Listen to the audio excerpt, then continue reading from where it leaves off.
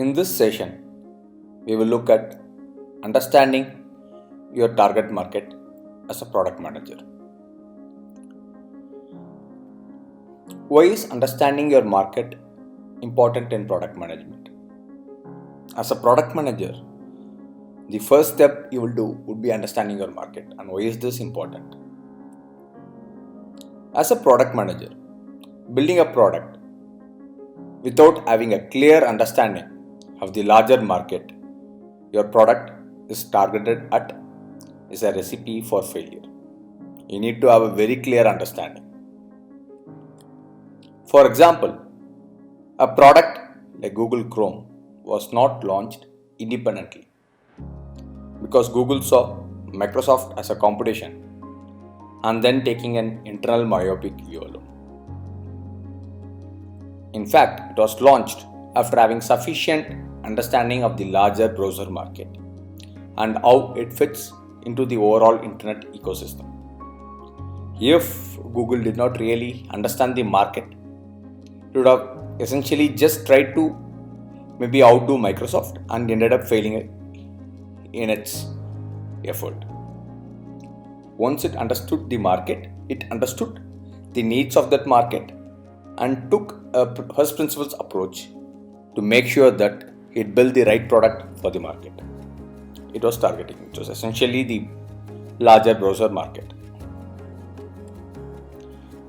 The outcome of this activity, essentially understanding your market, will allow you as the product manager and your company to make the decision of whether to launch the product in the market, along with deciding the business model and strategy. Going back to the example, when Google did a research of the browser market, it was able to realize that there was a much larger gap that was available and there are a lot of problems that Microsoft had still not solved for. And this information allowed it to launch the product, along with deciding its business model and strategy. In fact, even the construct of launching a browser was part of the biggest strategy that Google had of capturing the overall online internet space. Let's go a little deeper into understanding the market. To have a detailed understanding of the market or industry, I will keep using this term interchangeably. Market and industry means the same. Alright. Below are some of the techniques you can use. Each of them serve a specific function in helping you in your understanding. So broadly, at the outset, we have something called as macro environmental forces. This consists of the technological factors, the legal and political factors, the demographic factors, the socio-cultural factors, economic factors, and global essentially means environmental factors affecting a particular industry or a market. Once you have done that, you will do something called as industry analysis, which is a much deeper understanding of the particular industry you are trying to look at. This is also called as Porter's 5 forces. This analysis looks at the threat of new entrant in this market, the power of the suppliers in the market, power of the buyers in the market, the available product substitutes that could challenge your product in this market, and the rivalry or the competition that exists within this market. To give you an example of the product substitutes and the power they hold, if let us say you are trying to enter into the coffee market, you should realize that tea is a strong substitute for coffee. And that is something you need to remember, right? How strong the tea market is will have a direct bearing on your particular product, since it's a substitute for coffee. And the final analysis would be with respect to your particular competitor who can influence your business within that market. So to repeat, the understanding of the market involves the following. The first step would be understanding the macro environmental forces, which include your technological, political, demographic, socio-cultural, economical and environmental factors.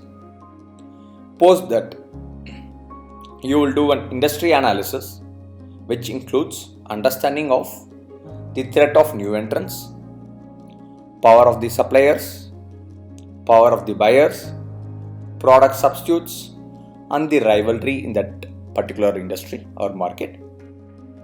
And finally, will involve doing a detailed analysis of the competition, aka competitor analysis.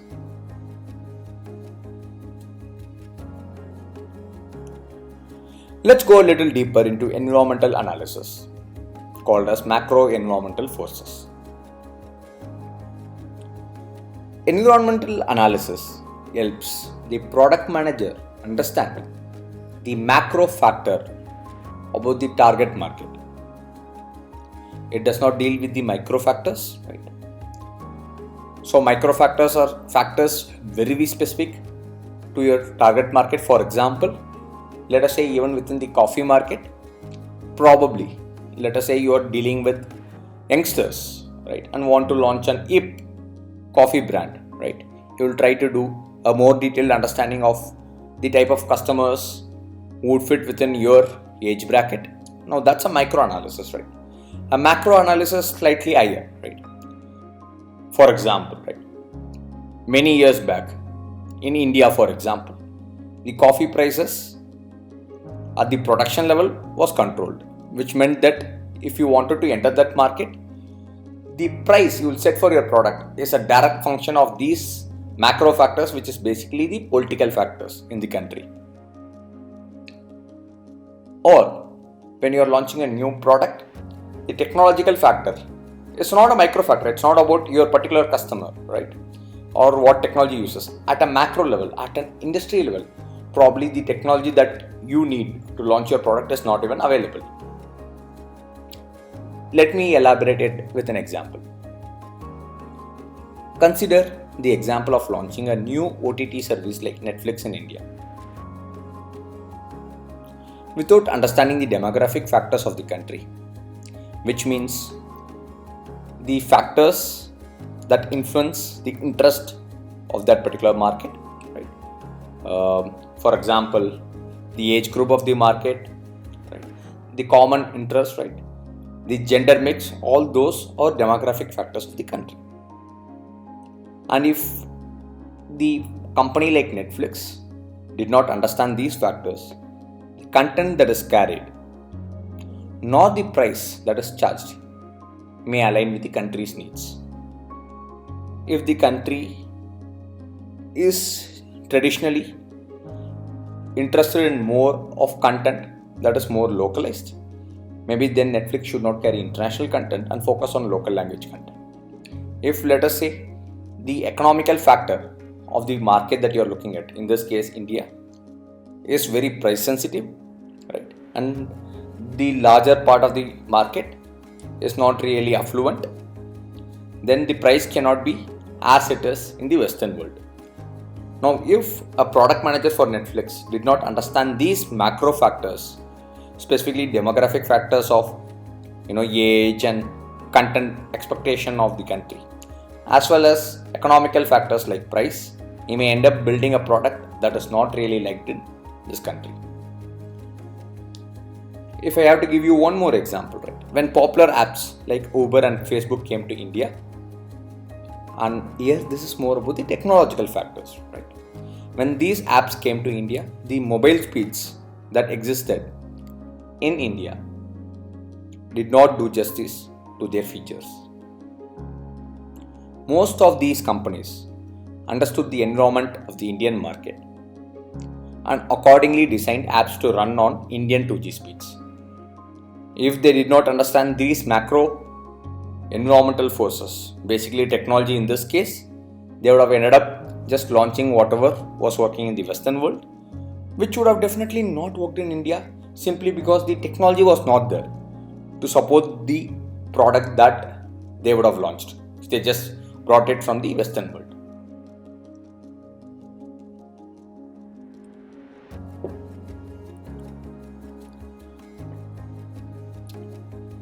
Since in the previous section we have looked at what environmental analysis means, also with an example on why it is important, here I will try to go a little deeper and break down the various factors that are analyzed as part of environmental analysis before you enter a market. The first one is the demographic factors. What constitutes demographic factors? Age, income, spending habits, and ethnicity of the population. So in the previous example of Netflix, for example, the demographic that they are targeting, right, needed more local content, not your very Western content, and also something that was more, cheaper, rather than something that is targeted towards affluent part of the markets. The second one is technological factors. This essentially talks about the technologies at your disposal to build an effective product. This was elaborated with the 2G and the 3G example. The next factor that is looked at is the socio-cultural factors.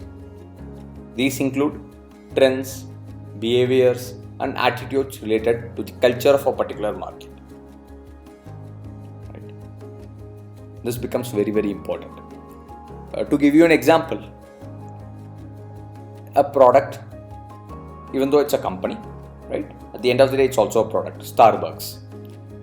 The way Starbucks operates in some countries is very, very different from how it operates in the Arab world. Because of the local culture of that particular market, the ordering structure is different. Men and women have different entries. They have different ordering counters. All these were brought in because there was an understanding of that particular market's cultural needs. All these constitute socio-cultural factors. Economic factors here, right, means the broader economical factors of the market, while income falls into demographic factors, which is basically the earning potential of your target market's population. Right. Economical factors here means macro factors like GDP, the interest rates in the country, inflation, and exchange rates. The fifth one is political and legal factors. Essentially, the stability of the government, tax policies, and trade agreements. And finally, environmental factors, which include pollution, climate, environmental related laws. Right. So to repeat, when you have to do environmental analysis, try to first do detailed research about the demographic factors, which include factors like the age group, income, spending habits of the population. Next, look at the technological factors that can influence your market. Essentially, the technologies that are available in this market. The third one to look at is socio-cultural factors. Factors like trends, behaviors, attitudes. Essentially, the culture of a particular market. The fourth one is economic factors. Factors such as GDP, interest rates, inflation, and exchange rates. The fifth one is political and legal factors. Factors like the stability of the government, tax policies, and trade agreements. And finally, environmental factors. Factors that has little to do with the business itself and includes factors like pollution, climate, and environment related laws.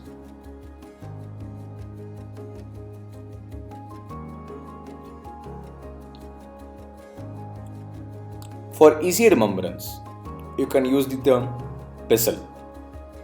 P stands for political, E for economical, S for socio-cultural, T for technological, L for legal, and the final E stands for environmental. You can use the term PESTLE. Alright. And by the way, do remember that it's not necessary for you to capture all these factors, because some markets does not deserve an analysis on the environmental factors, right? Because the product you are planning to build would have nothing to do with the environment itself. Maybe if I'm a tech company, I'll really not care about the pollution and climate laws in that country. Right? For some products, maybe the economic factors of the country may not matter at all. Right? For some countries, a GDP rate could influence your product. Maybe if it's a product that is not really influenced by the economic factors of that country or that market, you don't have to bother about it. So make sure that you capture the factors that can influence your final product.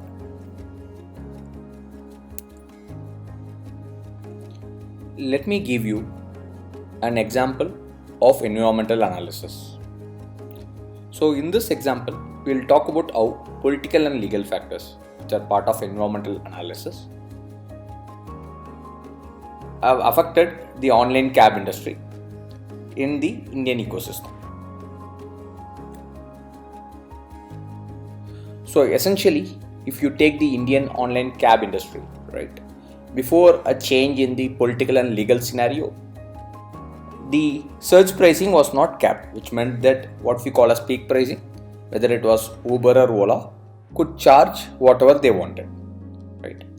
And specific states in India then decided, due to political reasons, that surge pricing is not something that they were comfortable with, because a lot of customers were actually clamoring for capping surge pricing. This was more of a political factor, right? Based on the political factor, while these companies did try to make sure that their surge pricing was not too much, these political factors led to a legal limit that now sets a cap to surge pricing. Now this is no longer just a political reason. Now there is actually a legal limit to the surge pricing. Of course, this cap is going to be very different in some cities like Bangalore in India, while in some other states the limit could be very, very different. Now, when you consider these environmental factors, for any new product entrant who's trying to enter this online cab industry, they should focus on ensuring their product has capability to limit surge pricing, which means that now their product's algorithm itself should be having this capability to ensure that surge pricing is within this limit that is set by the government, which can keep changing based on various government factors. Now, if a company does not understand this environmental factor, right, they will end up actually building a product which would land them in a soup. This is a very classic example of how environmental analysis, right, can tell you the environmental factors that essentially led to a change in the product itself. In the previous slides, we looked at macro environmental analysis. Now we will look at something called as Porter's 5 forces. While environmental analysis is for understanding the macro factors and the industry trends, Porter's 5 forces allows you to have a much better micro understanding of your market, which will then allow you to determine how to position your product and decide your strategy. What are these 5 forces? The number 1 force is the threat of new entrants. It talks about the ease with which a new entrant can enter the industry. The second force is the buyer power in that industry, which essentially talks about the power held by the customers in the industry. The third one is supplier power, which is the ability of suppliers to drive up prices and pull down margins. The fourth one is threat of substitutes, the possibility of another product upstaging yours. What does this mean? For example, let us say you are trying to enter into the coffee market, right? with a new coffee product. Now the substitute for coffee is tea. So which means that your threat is not just about other coffee companies trying to uproot you, but also the tea companies, because tea is a very strong substitute for coffee. And then finally, the competitive rivalry, which is a measure of how intense current competition is within the industry. Whenever you are trying to enter a market, in the first step you will do your macro environmental analysis and document that information. The next step would be to do your Porter's 5 forces analysis. And this analysis is done by documenting these 5 factors, right, about that particular market, which will then give you enough insights to take a decision of launching your product in this market, and most importantly also your business strategy. Let me give an example of Porter's 5 forces in strategy. In the tech industry, the ease with which any new product can enter the market is a major threat for existing players. Because if you look at it, right, most of the companies don't really have a very strong moat, and the market is so fickle that you may have some other product usurp the existing product, the dominant product. This is the reason why companies invest a lot, in fact, in ensuring they have sufficient users, customers, because when they have scale, they have a lot more power, right? But more importantly, they also ensure that the cost of switching for the customer is very high. For example, probably the data of the customer is available in the existing company, right?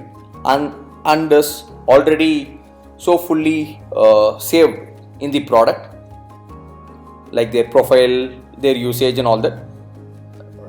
When they want to switch to a newer product, removing all this data, if it's not possible, then it's an high cost of switching for the customers. They may not want to switch. And similarly, the companies also try to invest a lot in increasing the loyalty of the customers through other modes. Like for example, Amazon Prime is an excellent example, right? Where while it is easy for a customer to switch between Amazon and some other player, right? For example, in India, Flipkart. Amazon knows that one way to lock customers is to have a program like Amazon Prime, because you pay for the year and your benefits accrue over the entire year, which means as a customer, the cost of switching now is higher. You can't just go and buy on a new platform. You may have to pay much more for shipping costs in the new platform.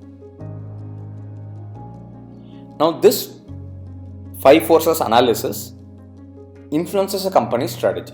For example, when you look at Instagram, right? Instagram became popular, and this was something that Facebook recognized.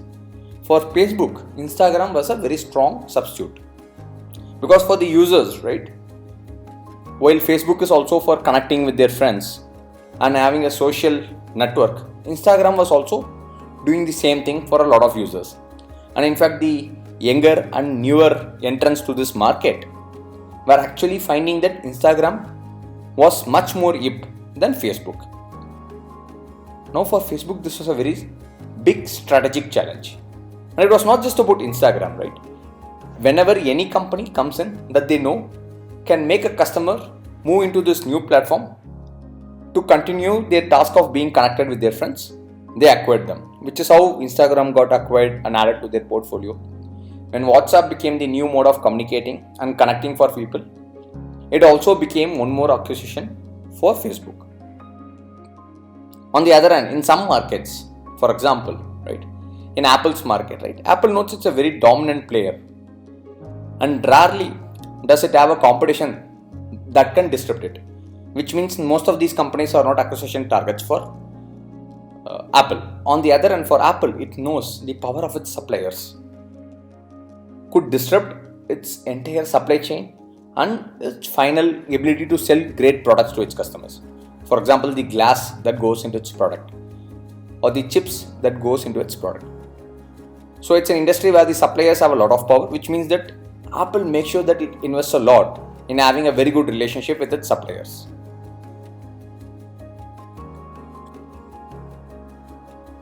Once you have done your Porter's 5 forces analysis, the next step is to do competitive analysis.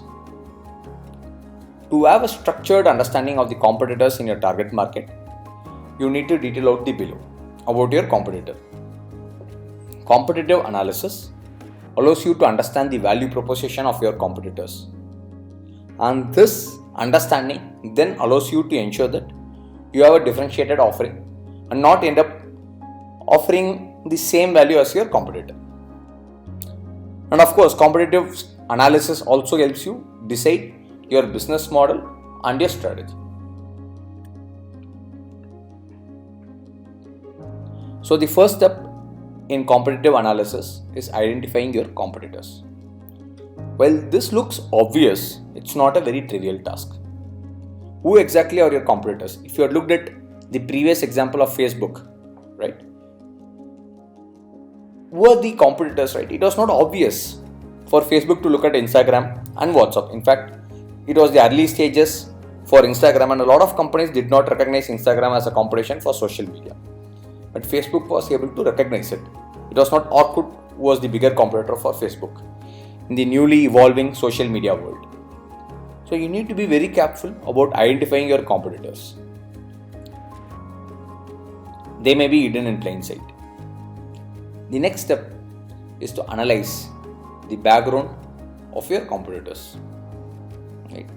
And then assess the competitor business models. Why is this also important? Because it allows you to understand what is their revenue model, right? What is their cost structure? For example, a competitor who is offering an annual paid model for a software could be an insight for you to move into monthly subscription based model. In fact, Salesforce entered the market that way, right? While most of the softwares at that point in time were installed on your computer kind of products with a bulk payment method where you paid for the entire year, Salesforce came with a very light product on the cloud which can be paid for at a monthly level, right, based on your usage. Basically, you can buy some licenses and just pay for it at a monthly level, which meant that it unblocked itself for a lot of smaller players. Smaller companies could now use Salesforce, which were earlier not able to use any software because of this annual business model. So understanding your competitor business model could offer you great insights into coming up with a differentiated offering. The next one is to evaluate the strengths and weaknesses. Try to understand the strengths of your competition and then play along with it. Sometimes you would realize that if you cannot go after the strength, you will probably understand their weakness, and that could be a sweet spot. To give you an example, while Amazon has very strong strength in its supply chain in India, which means that it can deliver products very fast within the cities, Amazon is not typically viewed as a value offering for a lot of customers in Tier 2 and Tier 3 cities in India, which is their weakness. While in cities, customers love Amazon, it's not so in the other smaller towns. And this weakness is something that Flipkart used as its strength. Because Flipkart recognizes that in the smaller towns, value offering is what is important for the customer and not the speed of your delivery. Which meant that instead of fighting after speed in the cities and trying to capture that market, they had focused on the Tier 2 and Tier 3 cities at a much bigger scale than Amazon. That is using your competitor's weakness and turning it as your strength. The next is basically analyze the details and performances of your competitor products. This is fairly standard, right? Once you understand what are the performance factors of your competition, you'll be able to offer far superior products. For example, when Google launched its browser, 70% of the market share was with Internet Explorer. Google recognized that the performance of Internet Explorer was not great and was able to launch a product that was far superior to the competitor's product, in this case Microsoft, and was able to by now capture 70% of the market. Microsoft, which was a dominant player many years back, is now a very small player in the overall browser world. And finally, if possible, if you can do this, try to predict the future initiatives of your competition. So the way forward is basically to do this analysis and document all these different fields, right? And then you try to draw your insights. From all this analysis, you will be able to A, understand the value proposition of your competitor, and B, understand what is the offering that you can now provide to your customer, which is something that is very different from what your competitor does and not something that the competitor can easily disrupt.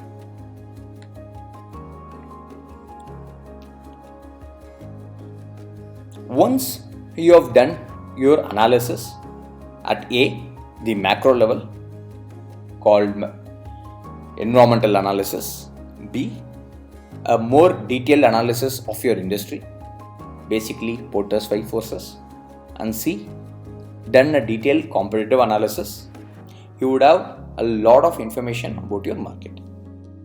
But there is one more thing that any company has to look at before it can launch a product in a market. Basically, the size of the market or the money making potential of a particular market. To give you an example, let us say Google Product Manager comes up with a feature that allows you to translate mails from one language to another language. Basically, whenever a mail comes to you, with a click of a button, let us say you can translate it from one language to another language. Now, this product manager believes that he can actually make revenue out of this product. Now, at Google's scale and size, let us say the potential for this market, after trying to figure out what will be the overall revenue that you can make from this translation product, the product manager realizes that the maximum you can make is only $50 million. Now, while $50 million is a sizable revenue potential for a lot of companies, for Google it's minuscule. The effort that they will have to put to build this product will not be justified with this revenue potential. Now, Google will probably not go after this opportunity. If this revenue opportunity was not calculated, they would have ended up wasting their effort, time and money building a product for a market which even at its maximum size would not be worth their effort. So similarly, whenever you are trying to launch a product in a market, you need to know the potential of that market in terms of giving you money. When I say money, it could be money, users, revenue, whatever is the metric you are gunning for. So what are the 3 metrics you will look at when you are sizing the market? 1. Total available market. This is the overall population that presents a revenue opportunity for your product. 2. Serviceable available market. The proportion of this market that can be reached by your product realistically.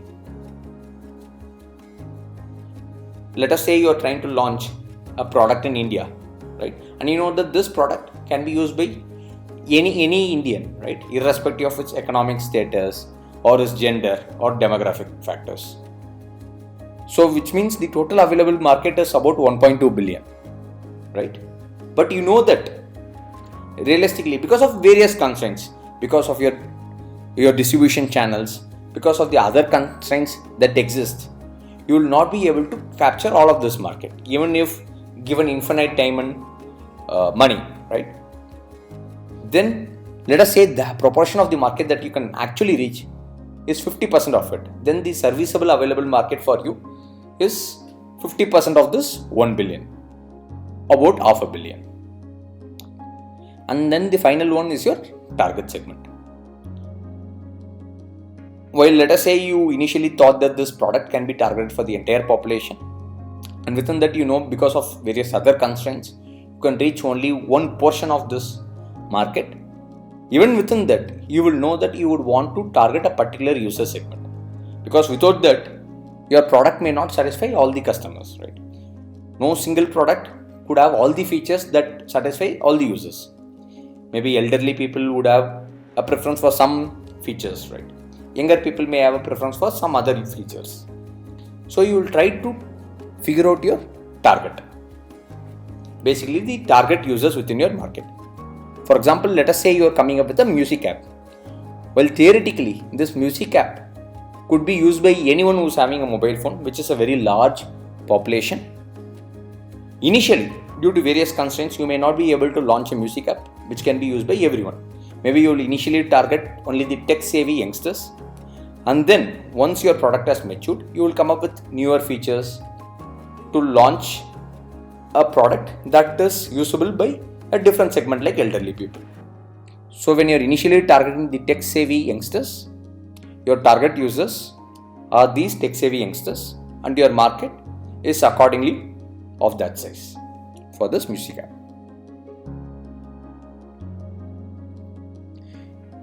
When you are trying to do sizing of market, you can use two different approaches to determine the size of your market. Approach 1 is called top-down approach, which involves from the entire market, you determine the number of customers and the level of consumption to arrive at the target market size. So basically you start with a macro number and then try to drill down your final market size. Bottom-up approach is used when, let us say, you don't have some of these macro numbers, or there is no mathematical way to drill down to your target. Then you estimate the potential sales for a single business in the market, and from it arrive at the total sales figure. For example, let us say you want to figure out what could be the revenue potential of Reliance, right? It's not very easy to do a top-down approach. You cannot start from entire India's population and say, this is the market size for Reliance and this should be its revenue. So in this case, probably you will go with bottom-up approach, where you will start with the potential sale of Reliance within a small geographic area, which you are more intimately aware of because of your experience being in that market. And then you will try to extrapolate it to reach the final total sales figure. This bottom-up approach. Let me give an example of top-down approach.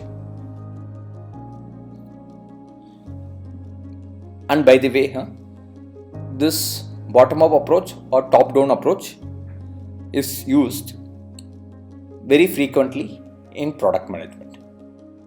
Of course, the numbers that are plugged into this approach, if you are actually working in a company and trying to figure out a number, would involve plugging in actual values. While if you are doing it in an interview, for example, let us say a question is asked in a product manager interview, then you will still use the same approach to calculate the market size.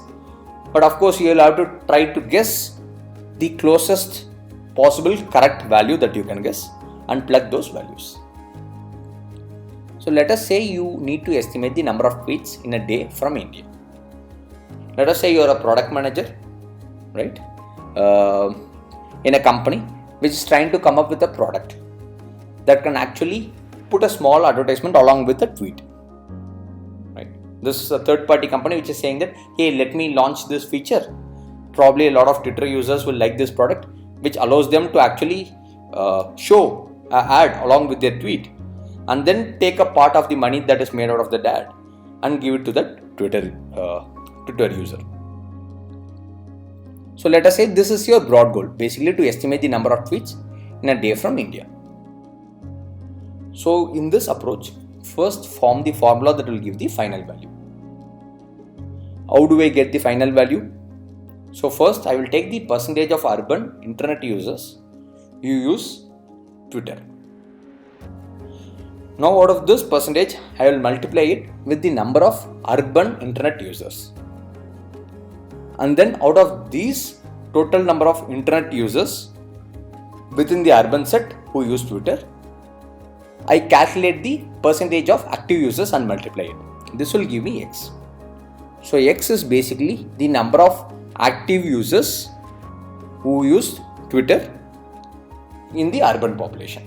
Right? Basically, active urban internet Twitter users is X.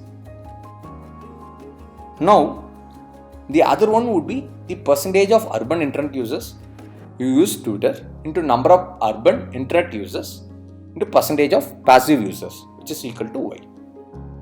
So what is Y? Y is the percentage of passive users in the urban internet Twitter using population. So X into number of tweets by active users in a day plus Y, which is the total number of people who are passive users and tweet within the urban population.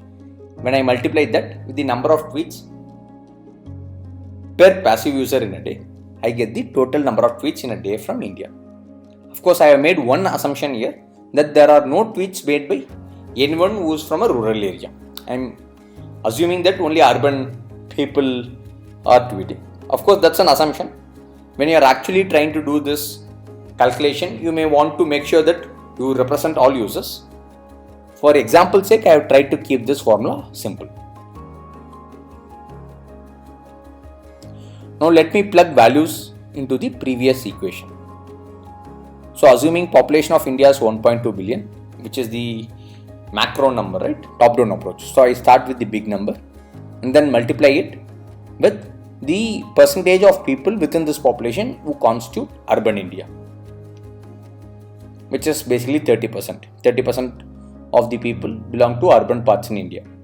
And out of this 30% urban population, 60% are internet users.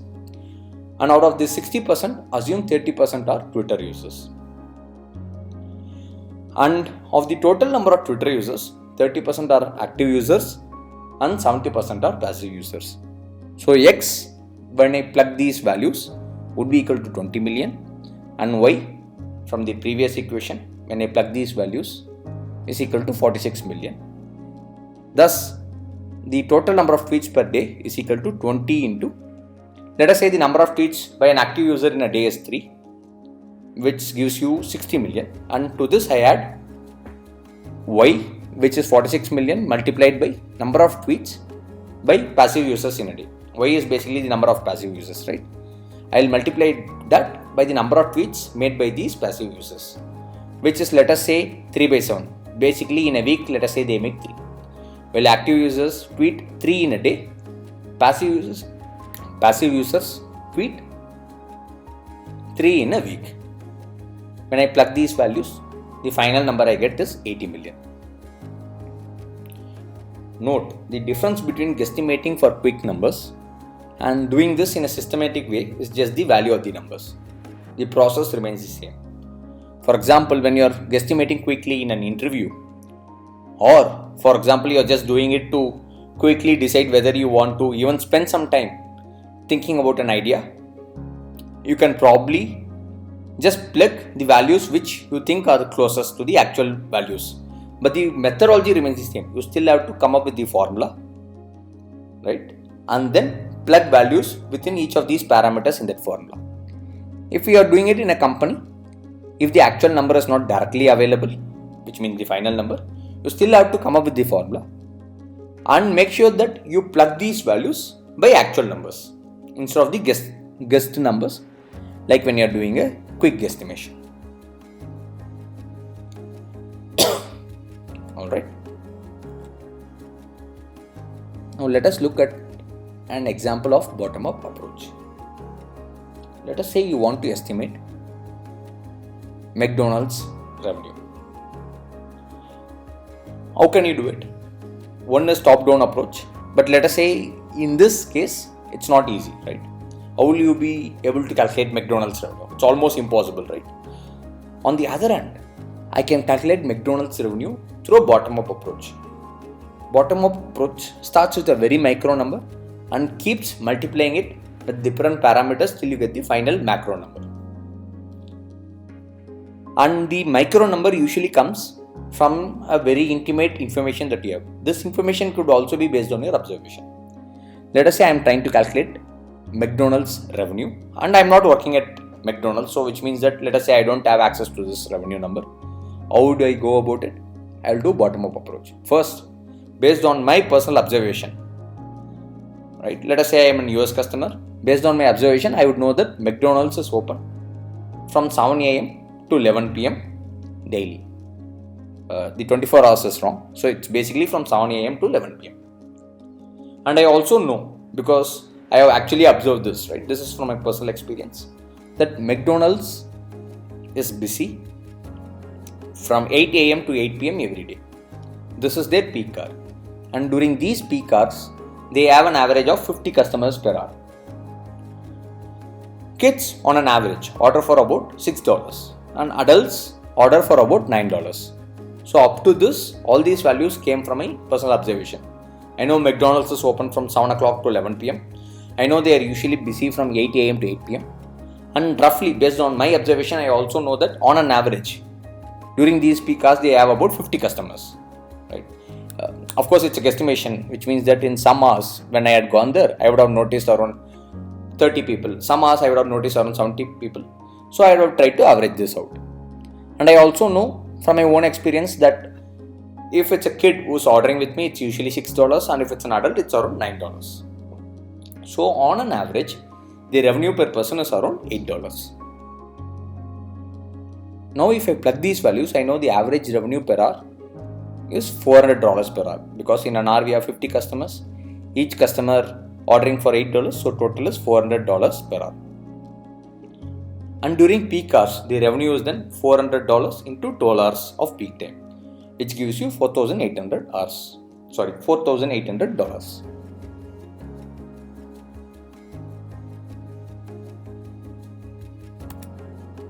Assume a typical McDonald's store makes 85% of revenue from peak hours. This is an assumption. Thus, total revenue per store per day is equal to about $5,647. And this translates to about $2 million in a year. Now, based on my observation, I know that the US city has on average 2 stores, and there are about 5,000 cities. This gives total revenue as 5,000 into 2 into 2 is about $20 billion. $2 million per store into 2 stores into 5,000 cities is $20 billion. And assuming 50% of the global revenue is from US, the overall global revenue of McDonald's stores is $40 billion. When you are actually calculating these values, right, the first step, like I told, is basically to first form a formula which can give you the final value that you want. Basically a type of an equation. And make sure that you form a formula which allows you to actually plug in the values. Don't create a formula where you have no way to plug in values, right? You can't even guess or make an intelligent assumption. And once you have plugged the values and done your math, whatever final value comes, right? If it's an interview, try to give a logical check to it to see whether it is a logical and feasible number. When it's actually in your product management experience, right? While the formula is very, very important, most probably you will have the actual values to plug into your formula. You don't have to worry about the final number. But if it's an interview, since you are just guesstimating these values, try to see whether the final number is logically sound. For example, in my calculation, let us say, if I am able to calculate the revenue as 500 million, I can be very confident that it's wrong, because no way is McDonald's going to make only 500 million in a year. Right? It's basic common sense. So I will try to see which part of the formula I could have made mistake. Did I miscalculate the number of stores on average in a city? Did I miscalculate the number of people who will be ordering in a McDonald's? So I can go through my entire set of values that I plugged into my formula and then accordingly tweak so that I get the final value which is as close to what I think seems logical and feasible.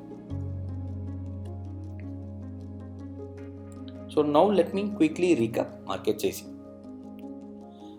Market sizing helps you identify the size of your market, which is an important factor for you to decide whether to launch your product. It basically answers the question, is the market large enough? The realistic proportion of this market that you can capture is called serviceable available market. two approaches are used in market sizing. The approach one is called top-down approach, which is used when you have only macro numbers, which means if there is a possibility of getting your final value by plugging in from a top-down approach method, then you will use top-down approach. For example, questions like how many shampoo bottles are used in India in a year, or let us say you have questions like how many kirana stores are present or available in India. Let us say you are looking at launching a new app that can allow small kirana stores, your mom and pop stores, to manage their financial accounting. Then you want to calculate what is the size of this market, right? You want to calculate the number of kirana stores in India. Now in this case, you cannot use a bottom-up approach, right? You can probably use a top-down approach. You can say that the total population of India and how many kirana stores are available per X number of people, right? Maybe one kirana store is available for 100 people in urban places, and maybe one kirana store is available for 50 people in rural areas. So you can use some method like that to get that number. So in this case, I will use a top-down approach. Bottom-up approach is used when you have only observations, and there is no way to actually get to your number through a top-down approach. Typically used when you are launching a new capability or feature set within an existing product. For example, when you are trying to launch a new YouTube premium service, maybe you will not use a top-down approach. You can use a bottom-up approach. Of course, if you are working at YouTube, you will probably be able to get the number directly. But presume that you don't have that number already stored in YouTube data. Then probably you will have to still calculate the market, and probably for that you can use a bottom-up approach. For both the approaches, figure out the formula based on the values that you have to calculate the final number. Alright. And of course, in the real world, it's better to use both the approaches if there's a possibility of using both of these approaches. Some problems may have both these approaches. For example, let us say you want to figure out a number and you know that you can use both top-down approach and bottom-up approach to get that number. Do both and then average out the values, which means the errors would be lesser, right? Because you are using both the approach and trying to figure out the exact number. And when you don't have values and assume numbers, then it's called a guesstimate. If you are read about product management interviews, you would know that this is a standard question in most product management interviews called guesstimate. It is nothing but a market sizing question. In guesstimate, the process is the same, but the values are assumed in the absence of actual values.